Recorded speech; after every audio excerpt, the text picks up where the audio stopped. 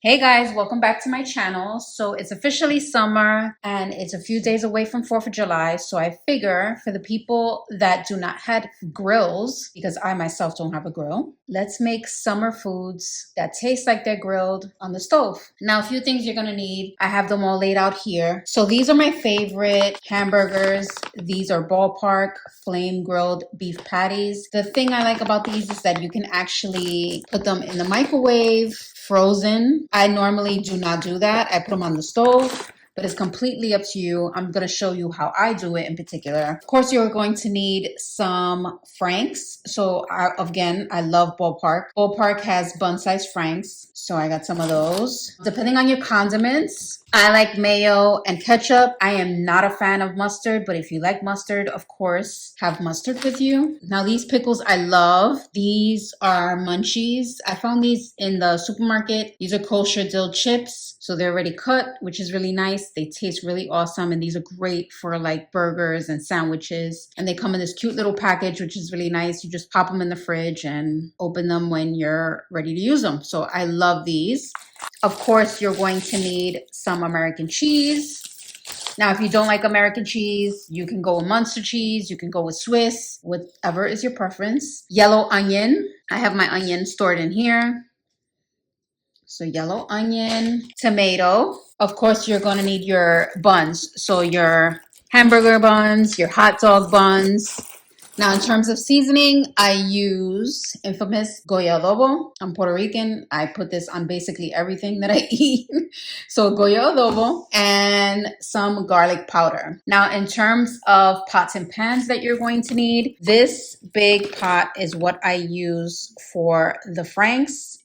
So something similar to this is really good to boil the franks in. You're going to need two frying pans. So one medium-sized frying pan. This one I'm going to be using for the franks after we boil them. And then one big frying pan. I use this one for the burgers. I like it big because that way you can fry multiple burgers at once and have the space for it. Last but not least, we're going to need butter. So this is my favorite butter. This is the Land O'Lakes butter with canola oil. Okay, so I have placed my large frying pan on the stove with the stove on with nothing currently on the pan. I have my stove currently at medium. So whatever your medium is, depending on your stove. Mine is at a 5. So yeah, I would definitely put it on a medium. With nothing on it, we're going to grab our burger patties, frozen, of course. I know it sounds weird, but these in particular, like I said, you can put them in the microwave frozen, so you can also put them in the stove frozen. Obviously, we're going to make sure they're fully cooked before we eat them. Now, stove is on. Patties are on here. What I like to do is I like to grab my adobo and literally season it while it's on here.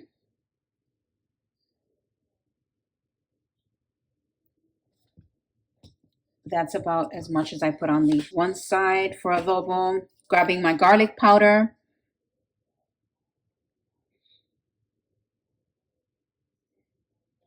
That's what you do there. And now, with my hand, because the stove is not fully heated up yet, I'm going to flip them.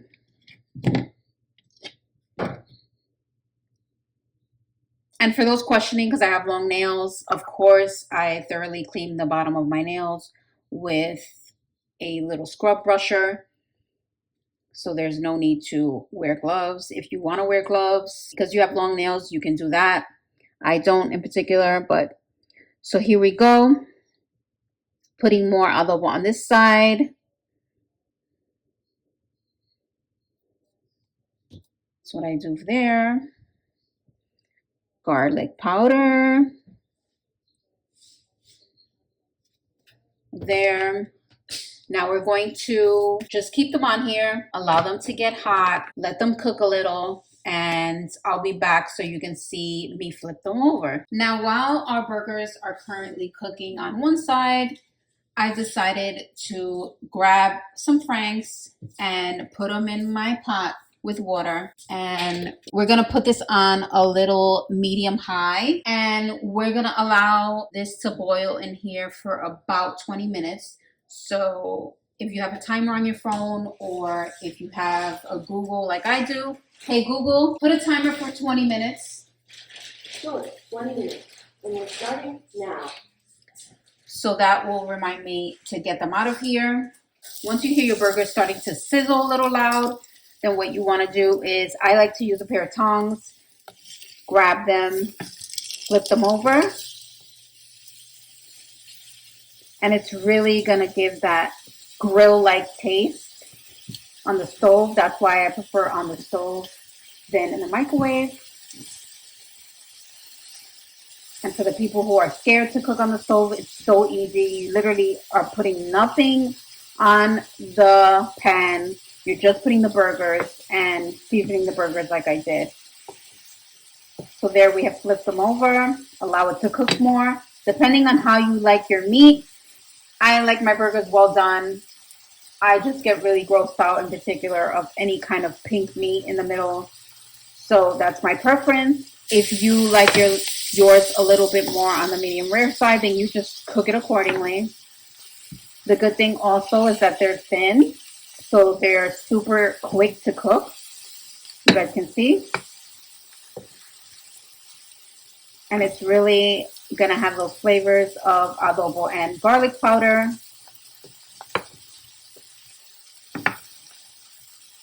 So we're gonna leave this here a little longer and we'll come back.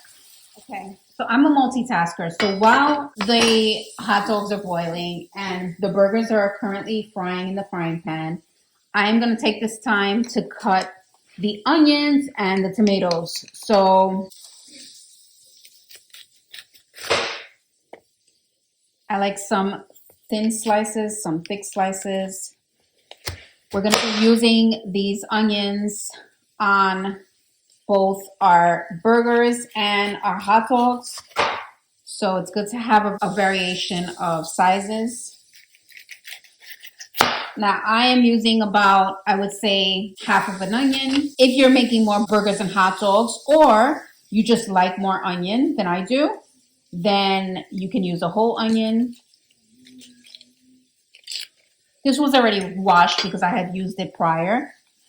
So I'm literally just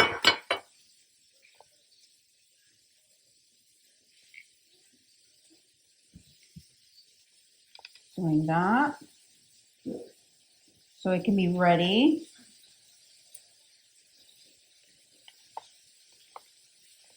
For when it goes in the frying pan. Throw out the scraps. Now you have to check these because they're starting to sizzle. Now that they are cooking, I would just lower the temperature a little bit. So on a medium low, flipping it over. That's how I like my burgers.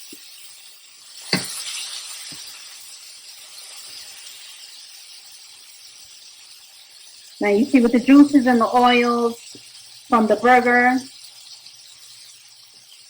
we're going to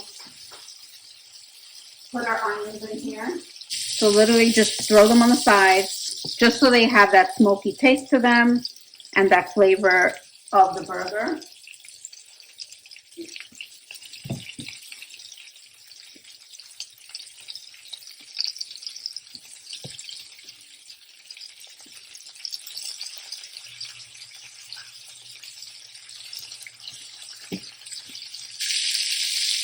Then you're going to grab your cheese. 3 slices of cheese for 3 burgers. And just place them on top.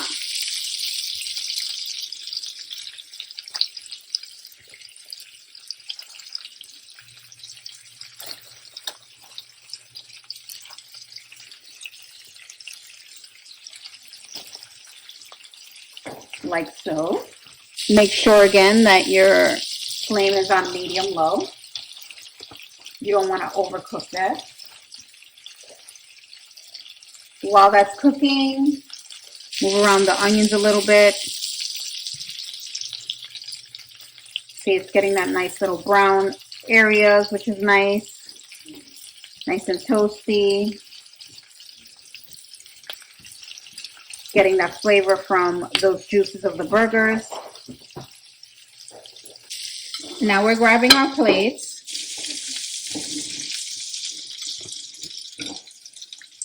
Open up your buns. Now me, for the bottom part of the bun, I like to put mayo. So I had to see which one is the bottom. These are the bottoms here. I put my mayo.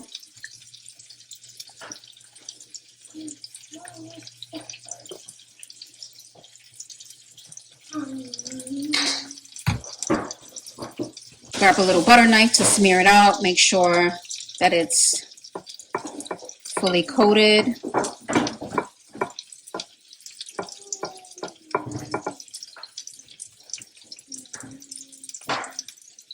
Okay. Then you're gonna grab your burger.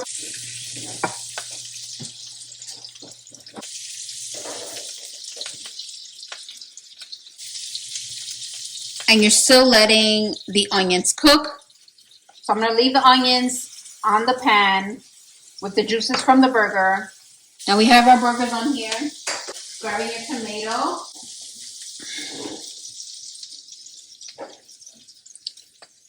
Here's your tomato.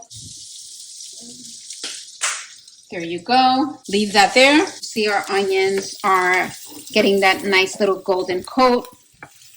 Move it around with the tongs. Let it marinate in that little juice from the burger. That's what gives it the flavor. Of course, in this pan here, we still have our hot dogs boiling. We have our timer on to remind us. If you want to quickly put the fire on medium high just to allow the onions to cook a little faster, you can do so, but keep moving it around.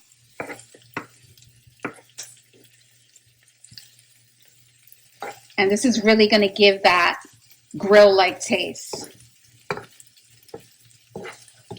So it's perfect for 4th of July. You know, we're quickly approaching 4th of July. It's in a few days.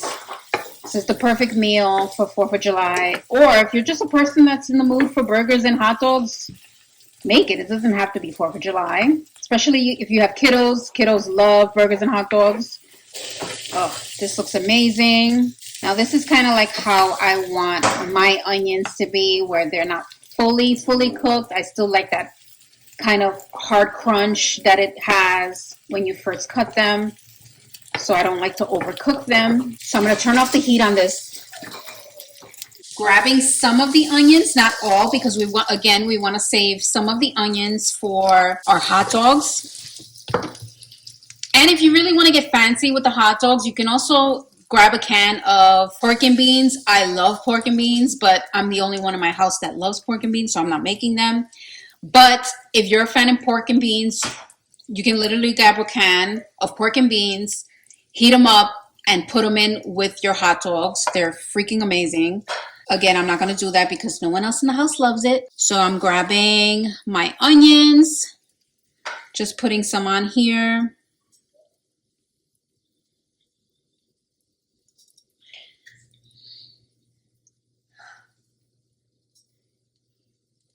And you can tell me that doesn't look amazing.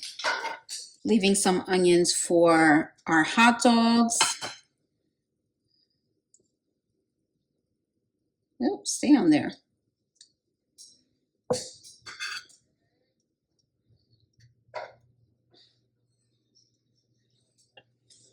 Now those are our burgers. Grab the ketchup.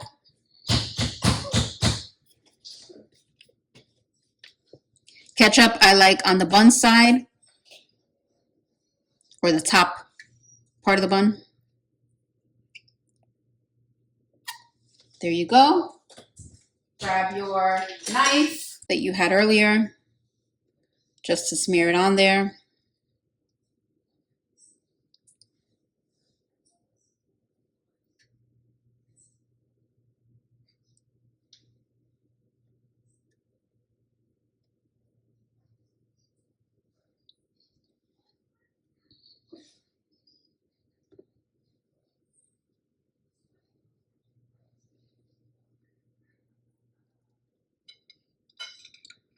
Place the tops of the buns on the burgers. Apply pressure just so it sticks on there.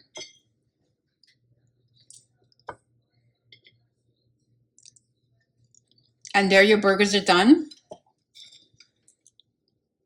Now the pickles. See, look at how cute these are. So you can literally place them in your sandwich, in your burger, depending how much you like. And this is what it looks like inside. So it's in there with the juice.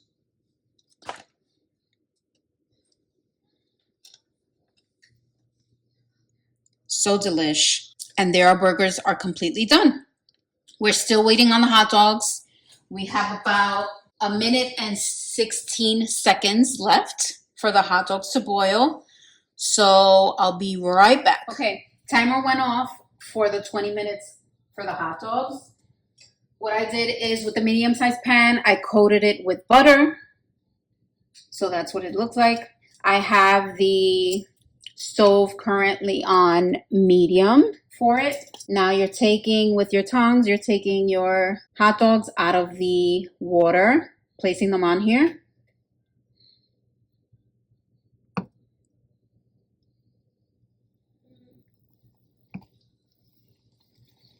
Now this again is going to give that smoky grill-like taste to it. You can already hear it starting to cook.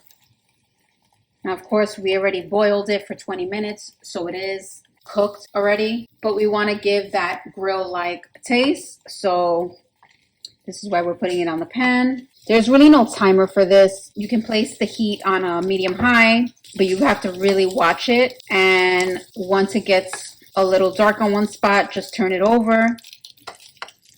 So this is like you're eyeballing it. I can't really give you a specific time on when it'll cook. It's basically your preference. So I'm gonna let that cook on there for a little, and we'll be right back. Now as you can see, it's getting dark on one side. So I flip them over.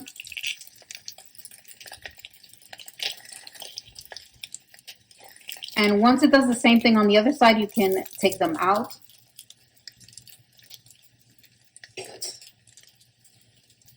While we're letting that cook on that side, we're going to take out our hot dog buns to prepare them. So we're taking our hot dog buns, placing them on the plate, getting them ready.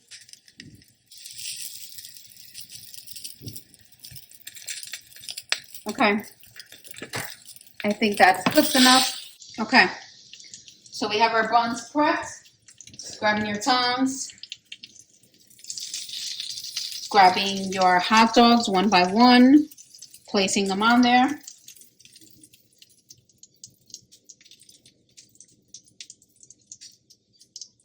Now you can't tell me that doesn't look grilled.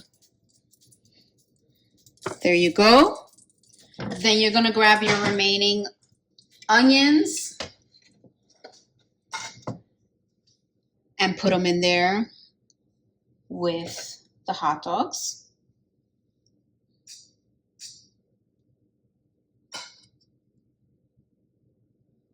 And again, if you love pork and beans, you put the pork and beans once they're cooked right on top, and they will be so good.